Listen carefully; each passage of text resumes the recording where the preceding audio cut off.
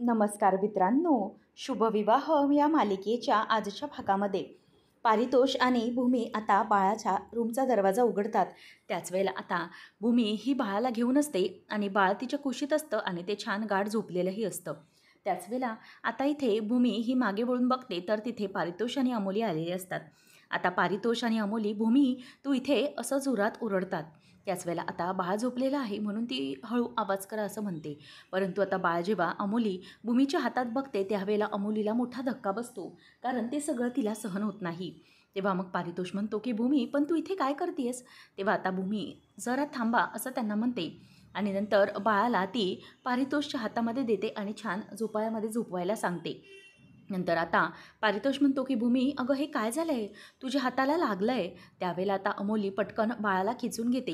आता अमोलीचा हाताने तिने खेचल्यामुळे भूमीला त्रास होतो. तेव्हा पारितोष भूमीच्या हाताला बघतो आणि म्हणतो की "भूमी, अगं हे तुझ्या हाताला काय लागलं आहे? अगं तुझ्या हाताला खरचटलं आहे, कसं लागलं हे सगळं? आणि तू इथे कशी काय आलीस?" त्यावेळेला अमोली बाळाला त्या पाळण्यात ठेवते आणि नंतर पारितोष म्हणतो "भूमी, नक्की काय झालं आहे मला सांग."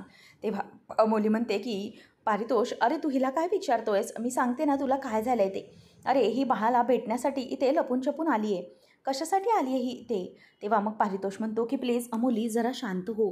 नक्की काय झालं आहे आपल्याला माहिती नाही आहे. आपण तिला अगोदर विचारूया तरी की भूमी असं का वागली आहे ते. थांब तू प्लीज, जरा शांत हो. भूमी, मला सांग ना, अगं असं का केलंस तू? स्वतःचा जीव धोक्यामध्ये घालून अशी का वागलीस तू? मला जरा सांगशील का? काय घडलं होतं असं?" तेव्हा भूमी म्हणते "पारितोष, अरे मला बाळ रडत होतं असं वाटलं." त्यावेळेला मग अमोली म्हणते की "अरे पारितोष, तू हिचं काय ऐकतोयस? अगं हिचा हाच मुद्दा असणार आहे. तिला बाळाला भेटायचं होतं. आपण सकाळी ती दुपारी आली होती तेव्हा मग मी तिला बाळाला भेटू दिलं नव्हतं ना, म्हणूनच तिने असं केलं आणि आता ती चोरट्यासारखी अशी घरात शिरून बाळाला भेटायला आली. पारितोष, हे हिचं वागणं अजिबात बरोबर नाही आहे. मला हे अजिबात नाही आवडलेलं आहे. ही असं कसं वागू शकते आपल्या बाळाच्या बाबतीत? इतकं कसं चुकीचं वागू शकली ही?" त्यावेळेला मग आता अमोली ही खूप चिडलेली असते. ती म्हणते की "हे बघ पारितोष, मला या मुलीचं वागणं ना अजिबात पटलेलं नाही आहे. ही जे काही करते ते खूप चुकीचं करते आहे. माझ्या बाळाला ही असा हक्क दाखवायला काय येते? तिला सांगितलं ना की बाळाला भेटायचं नाही, तरी पण ती सारखी-सारखी इथे का येते?" तेव्हा मग पारितोष म्हणतो की "प्लीज शांत हो. अमोली तू शांत हो, मी बोलतोय ना तिच्याशी." तेव्हा मग आता पारितोष विचारतो "भूमी, मला सांग की तू इथे कशी काय आलीस? हा मेन दरवाजा तर बंद होता, मग तू कुठून आलीस आणि काय झालं?" तेव्हा मग आता भूमी म्हणते की "पारितोष, मी तिथून खिडकीमधून आले." तेव्हा पारितोष म्हणतो की "व्हॉट? भूमी, अगं काय बोलतेस काय तू?" असं म्हणून तो आता खिडकीजवळ जातो आणि बघतो तर खाली भूमीने चप्पल काढलेली असतात आणि मग तो बाजूने बघतो तर भूमी कुठल्या पर्यायाने आली हे बघण्यासाठी तो जातो. त्याच वेळेला त्याच्या लक्षात येतं की भूमी पाईपवर चढून आली आहे आणि तिथला पाईपचा हुक देखील एक तुटलेला असतो. त्यावेळेला पारितोषला धक्का बसतो. अमोली म्हणते की "तू असं चोरट्यासारखं घरात शिरण्याची काय गरज होती तुला? तू असं का केलंस?" मग अमोली आता शांत करून पारितोष म्हणतो की "अगं भूमी, हे खूप चुकीचं वागली आहेस तू. अगं हे सगळं करताना तुझ्या जीवाला जर काही धोका झाला असता तर मग आम्ही काय केलं असतं? तुला कळतंय का तू काय करतेस ते?" तेव्हा भूमी म्हणते की "पारितोष, अरे खरंच मला हे सगळं करायचं नव्हतं. अमोलीचा गैरसमज झाला आहे." तेव्हा मात्र आता आकाश हा रूममध्ये सगळं काही शोधत असतो आणि भूमी वॉशरूममध्ये आहे का हे शोधण्यासाठी जातो, परंतु तिकडे भूमी नसते. मग आता तो म्हणतो की "नक्की काय झालं असेल? भूमी कुठे गेली असेल?" आता तो बाहेर येतो आणि म्हणतो की "भूमी इथे पण नाही आहे आणि पाण्याचा ग्लास पण इथे भरून ठेवलेला आहे. म्हणजे तिला पाणी पण नको असणार आहे. मग ती नक्की कुठे गेली असेल? नक्की काय झालं असेल?" असा प्रश्न त्याला पडलेला असतो. नंतर तो म्हणतो की "बहुतेक खाली मी बघतो. कदाचित ती खाली गेली असेल तर?" आणि भूमीच्याबद्दल त्याला खूप काळजी वाटत असते. आकाश विचार करतो की इथे पाणी पण आहे, तर भूमी पाणी प्यायला पण गेलेली नसेल. मग नक्की ती कशासाठी खाली गेली असेल? तिला बाळाची आठवण आली असेल का? काय झालं असेल नक्की? ती अस्वस्थ झाली असेल का? असा विचार आता आकाशला येतो आणि म्हणून तो पटकन रूमच्या बाहेर पडतो. आणि नंतर बाहेर पडल्यानंतर इथे अमोली मात्र भूमीला खूप जास्त बोलत असते. अमोली म्हणते की "वाह! म्हणजे तुला काय म्हणायचं आहे काय? तुला बाळाची काळजी आहे आणि आम्हाला काळजी नाही असं म्हणायचं आहे का? बाळासाठी तू अशी आली आहेस. अगं तुला का कळत नाही आहे? तुला दुपारी मी इथे बाळाला भेटू दिलं नाही, तुला दाखवत नाही आहे. याचा अर्थ तुला का कळत नाही की आम्ही हे सगळं मुद्दाम करतो आहे? तुला बाळापासून लांब ठेवण्यासाठी आम्ही हे करतो हे तुला का कळत नाही आहे? तू कशाला उगीचच बाळाची आई असल्यासारखा त्याच्यावर हक्क दाखवायला येतेस? का करतेस?" "अगं बाई, तुझ्यासमोर हात जोडते मी. प्लीज इथून निघून जा. अगं माझ्या बाळाच्या मागे नको लागूच. लांब राहा आमच्यापासून आणि आमच्या बाळापासून. हे तुला सांगूनही कळत नाही आहे." तेव्हा मात्र आता पारितोष म्हणतो "अमोली प्लीज शांत हो." आणि मग आता इथे पारितोष म्हणतो की भूमी, अगं तुझी आताच डिलिव्हरी झाली आहे आणि तू हे सगळं करण्याची काय गरज होती? अगं तुला हे सगळ्याचा त्रास होऊ शकतो, तुला का समजत नाही आहे? त्यानंतर मग आता अमोली तिच्यावर ओरडते की तुला इथे येण्याची काहीच गरज नव्हती.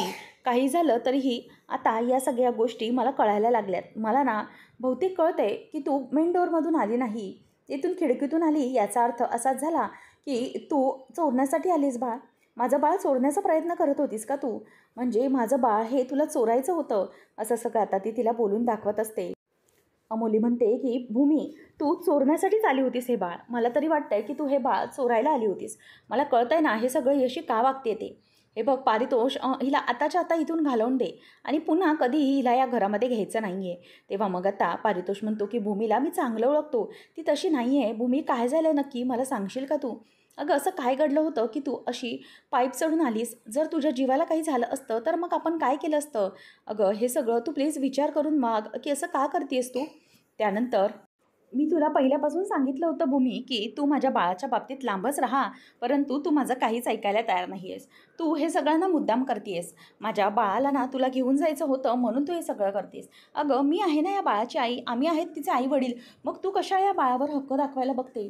तुला काय गरज आहे हे सगळं करण्याची? तू आमच्या बाळापासून लांबच राहा, असं आता ती तिला बोलत असते. आणि नंतर मग आता इथे आकाश हा खाली उतरतो आणि किचनमध्ये बघतो तर भूमी किचनमध्ये नसते. नंतर तो विचार करतो की भूमी इथे किचनमध्ये पण नाही आहे, मग नक्की ती कुठे गेली असेल? म्हणून आता आकाश हा खाली जातो आणि बघतो तर भूमी देवाजवळही नसते. आकाश म्हणतो की हे काय, भूमी किचनमध्ये नाही आहे. मला वाटलं इकडे देवीजवळ बसली असेल, देवीजवळ काहीतरी बोलत असेल, बाळामुळे अस्वस्थ झालेली असेल, परंतु भूमी इथे देवी योगेश्वरीजवळ पण नाही बसली आहे. मग नक्की भूमी गेली कुठे असेल? इथे बाहेर नाही, हॉलमध्ये नाही, कुठे असेल कुठे भूमी? असा विचार आता आकाशला पडलेला असतो आणि त्याला खूपच काळजी वाटत असते. नंतर आता आकाश म्हणतो की नक्की अथर्वच्या वगैरे रूममध्ये गेली नसेल ना? मग इथे मानसी ही रूममध्ये झोपलेली असते आणि आकाश हा तिथे नसतो, परंतु अथर्वला खूप त्रास होत असतो. जे काही घडलं आहे त्याबद्दल अथर्व हा खूपच जास्त टेन्शनमध्ये असतो आणि मानसीला जेव्हा आकाश म्हणतो की अथर्व असं कधी वागत नाही बेजबाबदार, परंतु तो आज हे कसं वागला, त्याच्यामुळे आपलं आपलं सगळ्यात मोठं प्रेझेंटेशन चुकलं आणि आपली डील देखील आता कॅन्सल झाली आहे. खूप मोठं नुकसान अथर्वमुळे झालं आहे. आता मानसी उठते आणि म्हणते की अथर्व, अरे हे काय, तू अजून झोपला नाही आहेस? म्हणजे तू जागा काय आहेस अजून? तेव्हा मग अथर्व म्हणतो की नाही गं, काही विचार आहेत ते डोक्यातूनच जात नाही आहे. मग मानसी म्हणते की मला कळतं आहे तुला काय वाटतं आहे ते. आता या क्षणाला तुला खूप वाईट वाटतं आहे, कारण तुझी जी महत्त्वाची डील होती ती क्रॅक झाली नाही. खरंच तू असं कसं वागलास? त्यावेळेला मग अथर्व म्हणतो की हे बघ मानसी, मी तुला खरं खरं सांगतोय, मी अशी कधीच चूक करणं अपेक्षितच नाही आहे गं. म्हणून तर माझ्यावर आकाश एवढी मोठी जबाबदारी दरवेळेला टाकतो, परंतु यावेळेला मी काय केलं काहीच कळलं नाही. इतकी मोठी चूक माझ्या हातातून कशी घडली ना मला खरंच कळलं नाही आहे गं म्हणू. अगं इतकं मी असं सहजतेने कसं करू शकेन? अगं माझ्याकडून अशी चूक होणं शक्यच नाही आहे. इतक्या मोठ्या मोठ्या जबाबदाऱ्या मी हाताळलेल्या आहेत आणि चुकून मी ती फाईल कशी दुसरी घेऊन गेलो ना मला कळलंच नाही आणि तिकडे जाऊन सगळा माझा गोंधळ झाला आणि इतका मोठं प्रेझेंटेशन आपल्या हातून गेलं. तेव्हा मग आता मानसी म्हणते की हो अथर्व, शांत हो, मला कळतंय तुला जो काही त्रास होतो त्याबद्दल, परंतु प्लीज तू असा त्रास करून घेऊ नकोस. तेव्हा मग आता आकाश येतो आणि आकाश म्हणतो की अथर्व, अरे भूमी आली आहे का तुमच्याकडे? तेव्हा मग तो म्हणतो की नाही, भूमिताई नाही आहे इथे, काय झालं आहे? तेव्हा मग आकाश म्हणतो की अरे भूमी नाही आहे खोलीमध्ये. मग ते टेन्शनमध्ये येतात की भूमिताई एवढ्या रात्रीची कुठे गेली असेल? आता आकाश म्हणतो की मला काहीच माहिती नाही आहे, ती काहीच बोलली नाही. तेव्हा मग अथर्व म्हणतो की चल आपण बाहेर बघूया. मग मानसी म्हणते की तुम्ही बाहेर बघा जाऊन, मी इथे आजीच्या रूममध्ये बघते. आणि सगळेजण टेन्शनमध्ये असतात की एवढ्या रात्रीची भूमी कुठे गायब झालेली आहे आणि सगळ्यांना तिची खूप आता चिंता लागून राहिलेली असते. तर इथे अमोली ही तिच्यावर आरोप करत असते आणि म्हणते की हे सगळं हिने मुद्दाम केले. मी सांगते ना पारितोष, ही आपलं मूल बळकवायला बघते म्हणून हे सगळं करते. आणि ही म्हणते की आपलं बाळ रडत होतं, मग आम्ही आईवडील आहोत तिचे, आम्हाला नाही का कळणार? ही उगीचच काहीतरी खोटं बोलते. मला माहिती आहे ना पारितोष, हिला ना काय करायचं, हिला फक्त आपलं बाळ असं हे करायचं आहे, म्हणजेच आपलं बाळ तिला चोरायचं आहे म्हणून ती हे सगळं करते. तेव्हा मग पारितोष अमोलीला समजवतो की भूमी तशी नाही आहे, प्लीज तू शांत हो, प्लीज असा काही चुकीचा विचार करू नकोस.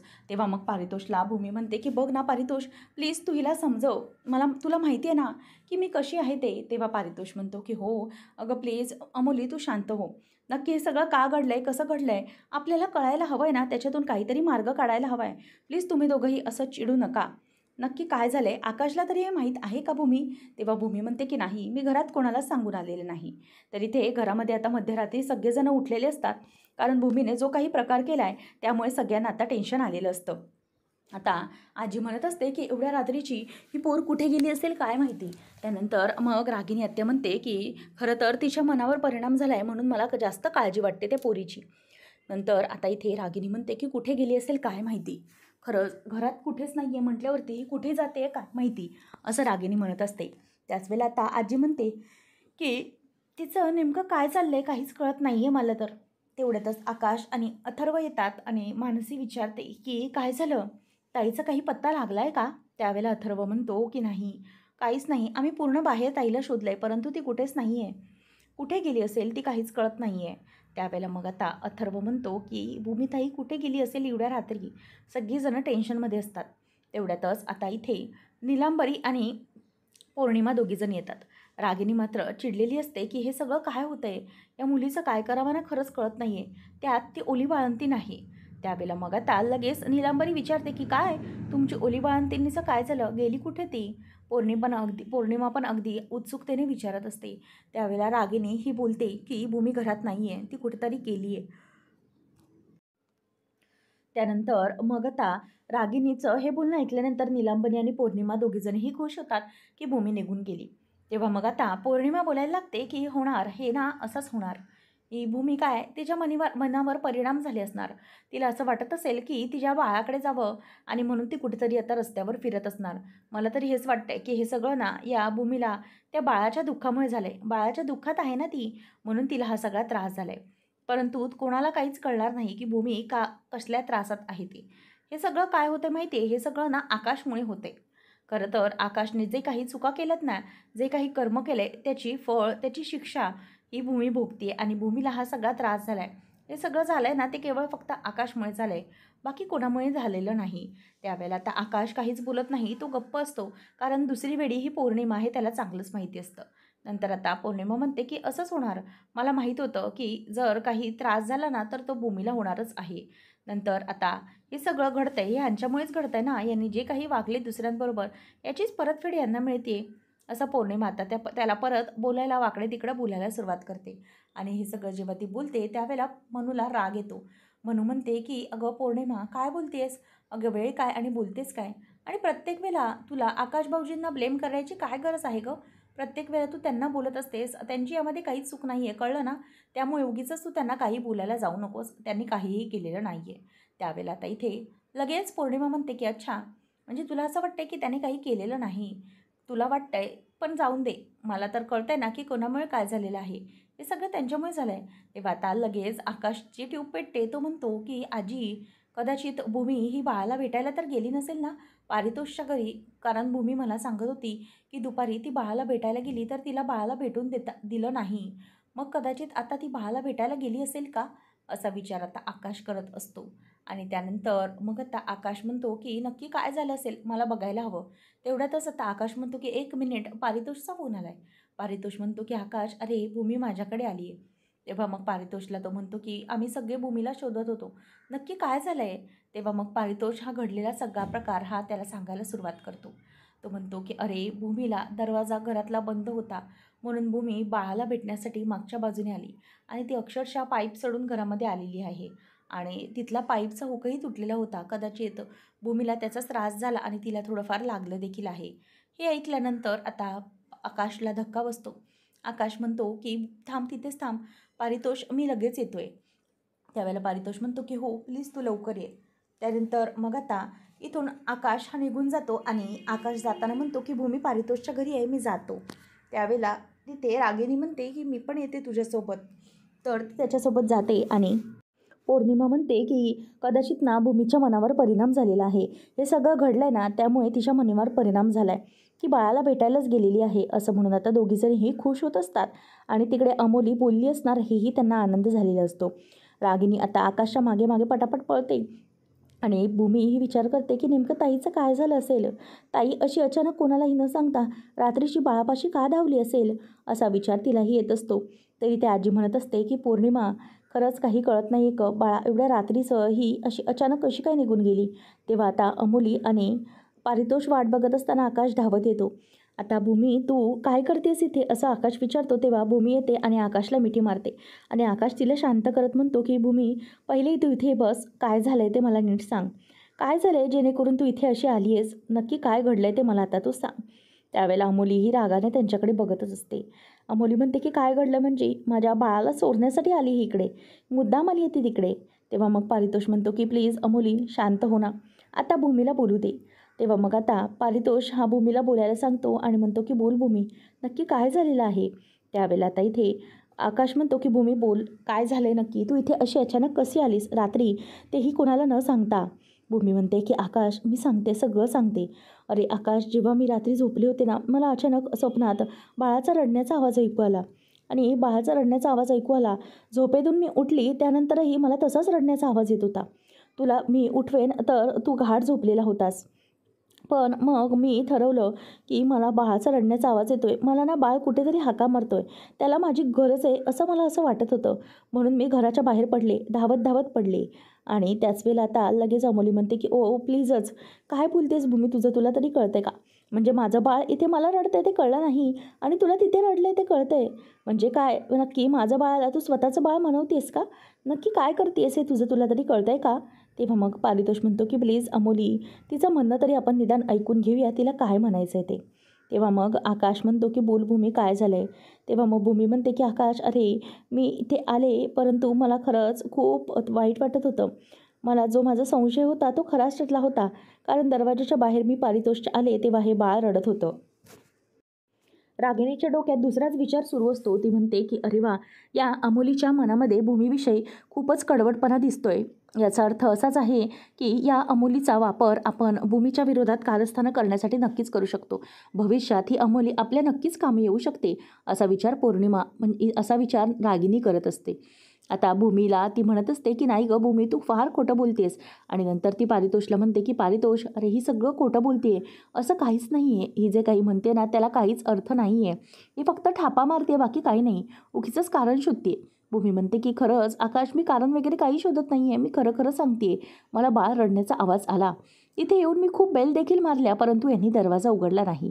त्यानंतर मी पारितोषला खूप कॉल पण केले परंतु तरीही त्याने कॉल उचलले नाहीत आणि दोघंजणही मला असं वाटलं की काय घडलं आहे, कॉल का उचलत नाही आहे पारितोष. म्हणून मग भूमी म्हणायला लागते की मी ठरवलं, मी बंगल्याच्या मागच्या बाजूला गेले.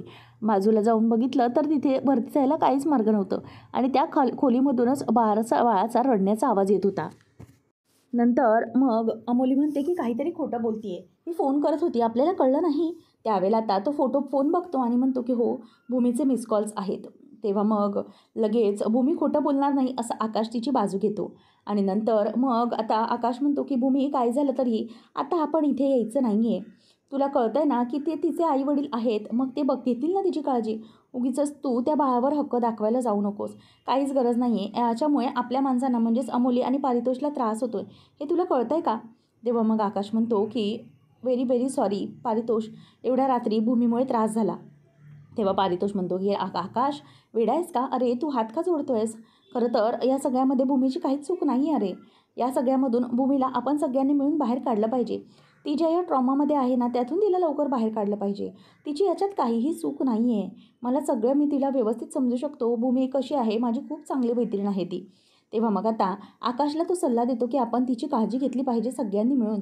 तेव्हा मग आता आकाश म्हणतो की हे बघ पारितोष, मी काळजी घेईन भूमीची, डोंट वरी, काहीच घाबरण्याची गरज नाही आहे, मी भूमीकडे आहे. फक्त वन्स अगेन सॉरी अमोली की माझ्यामुळे तुझ्या मुलीला आणि तुला त्रास झाला. तेव्हा मात्र आता अमोली गप्प बसलेली असते. नंतर मग भूमीला आकाश म्हणतो की चल भूमी.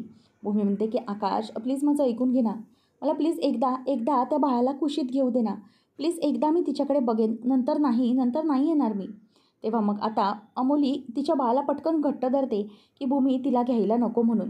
त्यावेळेला आता इथे अमोलीला तो म्हणतो की पारितोष तिला द्यायला जात असतो परंतु आकाश म्हणतो की नको, या सगळ्याची काहीच गरज नाही आहे. भूमी, मी तुला नको म्हणून सांगितलं ना, अजिबात नाही, असं म्हणून आता तो भूमीच्या हाताला धरतो आणि तिला तिकडून घेऊन जातो. आता भूमी ही त्या बाळाकडे बघतच बसलेली असते परंतु अमोलीच्या जीवाला काही पाजर फुटत नाही.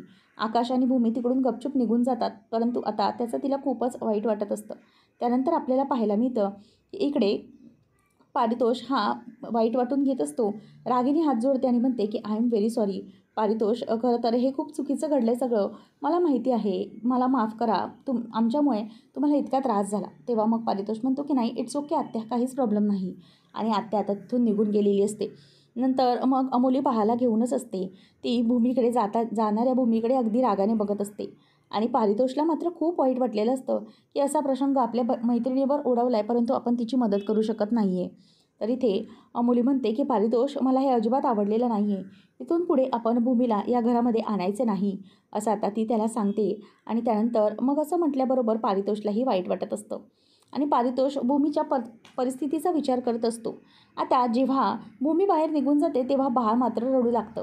आता ती विचार करते की हे नेमकं काय आहे. जेव्हा भूमी ही बाळापासून लांब जाते तेव्हाच हे बाळ नेमकं का रडू लागतं, नेमकं काय झालं आहे. बहुतेक या बाळाला माझ्या ना भूमीचीच दृष्ट लागलेली आहे असं ती म्हणत असते. आणि ओरे बाळा शांत हो असं शांत करते. त्यावेळेला आता पारितोष हा बाळाजवळ येतो आणि बाळाला म्हणत असतो की मनीमाऊ शांत हो, प्लीज रडू नको. आता दोघंजणही तिला शांत करण्याचा प्रयत्न करत असतात. आणि पारितोष आणि अमोली दोघंजणही बाळाला गप्प करत असतात. परंतु नक्कीच काहीतरी हे आहे हे पारितोषच्या आणि अमोलीच्या लक्षात आलेलं असतं. पुढच्या भागामध्ये आपल्याला पाहायला मिळतं की इकडे गोखले गुरुजी घरी आलेले असतात आणि म्हणतात की आजी, यावर्षी महाराजांनी एक मोठी आज्ञा दिलेली आहे, ती म्हणजे की हा नारळ आहे ना, हा होळीचा नारळ आहे ना, भूमी आणि आकाशच्या हातून तुमच्या होळीला अर्पण करा. म्हणजे काय आहे ना की तुमच्या हातून अर्पण झाल्यानंतर त्यांच्या आयुष्यात खूप मोठा प्रसंग येणार आहे. भूमी आणि आकाश यांच्या आयुष्याला नवी दिशा मिळणार आहे. त्यांच्या आयुष्याला एक नवीनच वळण प्राप्त होणार आहे.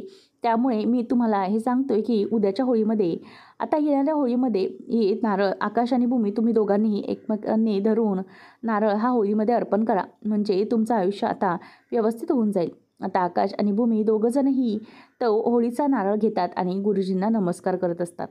नंतर आता भूमी विचार करते की हा नारळ आपण पुढे देवाला वाढवायचा आहे, त्यामुळे नक्कीच काहीतरी आपल्याला लवकरात लवकर आवडलं पाहिजे. या मूडमधून बाहेर येऊन आपण देवासाठी काहीतरी केलं पाहिजे, असं आता आकाश आणि भूमी यांच्या मनात भावना निर्माण होते. तेव्हा रागिनी ही गच्चीवर असते. नीलांबरी पौर्णिमासोबत असताना रागिनी म्हणते की काय ना, गोखले गुरुजी जे काही म्हटलेत त्याकडे दुर्लक्ष करून चालणार नाही. कारण गोखले गुरुजींना वाचासिद्धी प्राप्त झालेली आहे. ते जे काही बोलतात ना ते अगदीच खरं झालेलं असतं. आणि म्हणूनच आपण आता एक काळजी घेतली पाहिजे, ती म्हणजे आकाश आणि भूमीच्या हातून तो नारळ होळीला दिला नाही पाहिजे. नक्कीच त्याचं काहीतरी केलं पाहिजे. नाहीतर असं काहीतरी प्लॅनिंग केलं पाहिजे ना, जेणेकरून आकाश आणि भूमी ही होळीच खेळू शकणार नाहीत किंवा ही होळीच आपण साजरी करू शकणार नाही. असं काहीतरी केलं पाहिजे जेणेकरून आता आकाश आणि भूमी हे दोघंही एकमेकांपासून लांब झाले पाहिजेत आणि आपण होळीचा सण साजरा नाही करायचा. आणि जर केलाच नाही तर मात्र मग आपल्याला काहीच प्रॉब्लेम येणार नाही. ही होळीच व्हायला नको, हे सगळं मला बघितलं पाहिजे, असं आता रागिनी बोलत असते. तेवढ्यातच समोरून आता तिला पौर्णिमाला आणि तिला भूमी आलेली दिसते. आता जेव्हा भूमी समोर आलेली दिसते तेव्हा त्यांना जबरदस्त मोठा धक्का बसतो. आता नीलांबरी, पौर्णिमा आणि रागिनी तिघीजणी घाबरलेल्या असतात. कारण आता भूमीने सगळं काही ऐकलेलं असतं हे त्यांच्या लक्षात येतं. आता पौर्णिमा विचार करते की हे देवा, आता काय होणार आहे नेमकं, आपला प्लॅन यशस्वी होणार आहे की नाही, असा विचार आता इथे पौर्णिमाच्या डोक्यामध्ये येऊ लागतो. आणि ती खूपच टेन्शनमध्ये असते. पुढे काय करावं हे तिला काहीही कळत नाही आणि म्हणून आता ती शांतच असते. त्यावेळेला इथे भूमीने तिला रंग्यात पकडलेलं असतं, म्हणून भूमी ही तिच्याकडे रागाने बघत असते. आता भूमी आकाशला तिचा खरा चेहरा सांगणार का, हे पाहणं रंजक ठरेल. अशाच अपडेटसाठी आताच आपल्या चॅनलला सबस्क्राईब नक्कीच करा. धन्यवाद.